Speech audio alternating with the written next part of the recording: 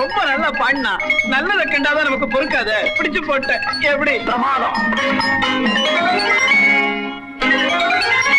அந்த இருட்டுக்கும் பார்க்கின்ற விழி இருக்கும், எந்த சுவருக்கும் கேட்கின்ற காது இருக்கும். அந்த இருட்டுக்கும் பார்க்கின்ற விழி இருக்கும், எந்த சுவருக்கும் கேட்கின்ற காது இருக்கும்.